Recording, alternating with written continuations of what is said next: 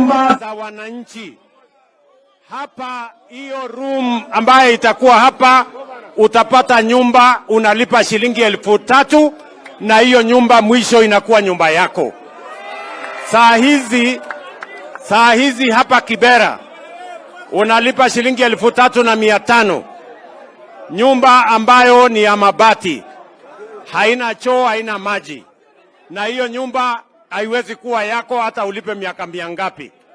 Lakini hapa sasa tutawapatia nafasi ya kuwa home owners. Nyinyi mtakuwa wenyeji hapa. Tunaelewana jameni?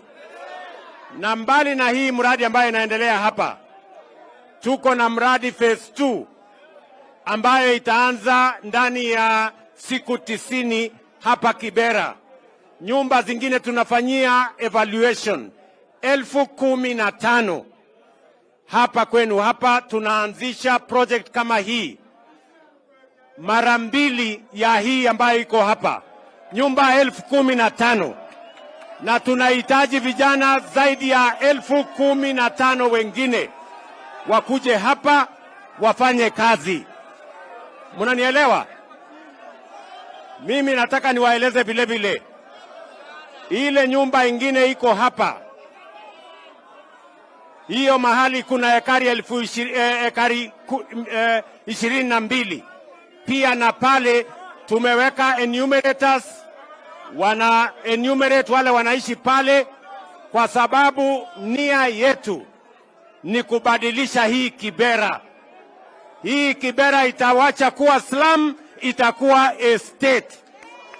Nyinyi mnanielewa jameni? Hii Kibera itabadilika kuwa slum, itakuwa estate, na hii ndio mpango tumeweka hapa. Tunaelewana jameni? Mimi nauliza nyinyi vijana hapa Kibera, mko tayari ama mko tayari? Mko tayari? Phase 2 inaanza hapa hivi karibuni. 15,000 units will be starting here shortly.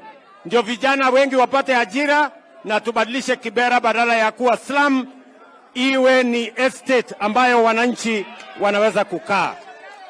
Hapa wacha niwaeleze, hapa nyumba iko, nyumba ya shilingi 3,000, iko nyumba ya room 2 iko na 4,700, na iko nyumba room 3 pamoja na jikoni pamoja na choo pamoja na bafu shilingi 6,200. Mimi nataka niwaambie, kupitia hii mpango ya affordable housing tutabadilisha taifa letu la Kenya. Na mimi nataka niwahakikishie, saa hizi nyumba tunayojenga kama hii ni nyumba 1,110 tayari ambazo zinaendelea kila sehemu ya Kenya. Awamu ya pili hapa Nairobi, mahali tumetoa wananchi pale, mahali kulikuwa na mafuriko hivi karibuni, tunatangaza kandarasi ya nyumba 40,000 ya social housing. Ndio hawa watu ambao walitoka kwa ile mahali ya river tuwapatie makao vile vile, kwa sababu tuliwapatia pesa ya kuhama. Tayari katika hii mpango tuko na nyumba 250,000 ambayo iko katika kila sehemu ya Kenya, na tunataka tuendelee na hii mpango, kwa sababu hivi ndivyo tutakavyobadilisha Kenya. Watu wa Lang'ata, mnakubali tuendelee na hii mradi? Mnasema tuendelee? Wale wanasema tuendelee na hii mradi, nione wale wanasema tuendelee. Basi hiyo ndio mpango. Hapa niko na gavana wetu Bwana Sakaja, awasalimie.